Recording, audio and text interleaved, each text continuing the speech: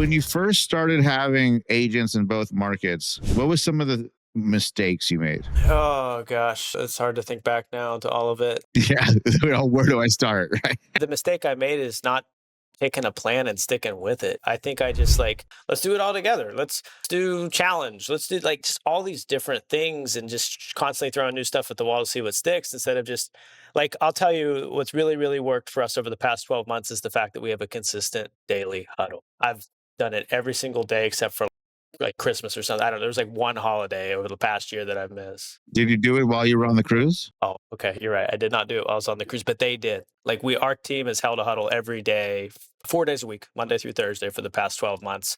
And I've been there all but like 2 weeks. I took a vacation, one for that and one for me and my wife's 10 year. Dude, that's commitment, dude. Awesome. Yeah. And it doesn't even matter so much about, for me, I don't think it's the content that's mattered. I mean, there's great huddles. And then there's ones that are just like, well, whatever. But it's showing that consistency. And I think that it's taught myself, but them too, just the power of consistency, I think, and getting in a rhythm. So going back to the mistake, it's like, yeah, just bringing something new every week. They don't know what to expect. It's just modeling doing that in their business. Whereas where just having a consistent huddle is modeling what consistency should do in your business. Yeah, dude. So I agree, 1,000%. I did a huddle every day, 4 days a week for years. I think till after COVID, and now we just have them a couple times a week, right? But we have a training every day, so there's still that opportunities. But sometimes trainings are later. In fact, it's 10:18 on a Friday, and on Friday, in lieu of me doing a huddle every day and talk about some general bullshit, from 9 to 9:30, I do the lead meeting. Only thing I talk about on here is fucking leads, right? And I open up, so I have 9 to 9:30 for buyer leads and 9:30 to 10 for seller leads. So if you aren't on there, number one, you're turned off. But I go through everybody's leads one by one from Met stage down and ask them for an update in 30 minutes. So this morning in those two meetings, I went through like 400 leads. Nice. Like, what's going on with this person? What's going on with this person? What's going on with this person? What's going on with this person? What's going on with this person? So that's one of my huddles that I still do I love that. because I only want to talk about leads. Someone says I got an SYMO, bro, wrong fucking meeting, right? This is lead meeting. This is focused. I like that a lot. And well, what's crazy when I've done forms of that, and when you're digging in, it's crazy all the micro stuff you see that's missed, just small things like that SOPs have. And I'm not saying I never don't do that too, but when you dive into the micro, like that's where the work is. Like that's the stuff that matters. The tiny hinges swing big doors. There's also the accountability and public participation in it. Because once upon a time, and if you run your business this way, great. Once upon a time, I had like 90 agents on a friggin' team and 3 managers, and I was running all my other companies still at the same time. And the 3 managers' full-time job was doing one-on-ones with agents all fucking day, right? And in a one-on-one, you hide from accountability. If it's someone in your business, an employee, an independent contractor, I'm trying not to only say an agent because I hate picking on anybody. But if you have an independent contractor that works for you or a sales employee, they can tell you some shit in a one-on-one, and then they just told you the next week they can give you an excuse. But if every week they tell you some shit, you're going to look like a fucking idiot. Yeah, that's important. Right. So I learned that from, shout out to Gary Ashton, taught me that. Good. So looking back over the last however many years, 10, 11 years, what's the lesson you had to learn the hard way about growing a team? You like my deep questions, bro? I love them. Yeah. Yeah.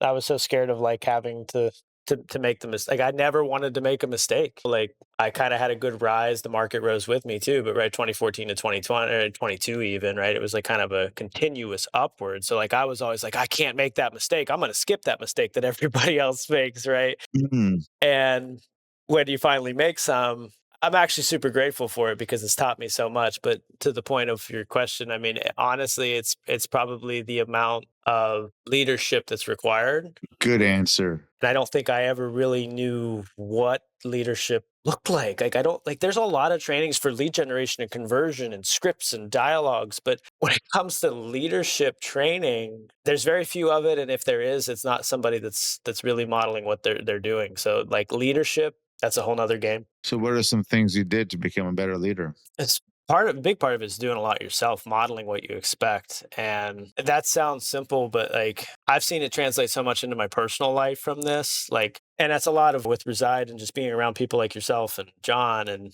Preston and everybody. I mean, Nick, it's just if you're not who you say you are, you get found out. And when you are who you say you are, you also get found out. And then you have way more influence, and the respect I've gotten from people outside of even the team, just from doing the things I say, modeling what I would want others to do, it gave me that ability to influence.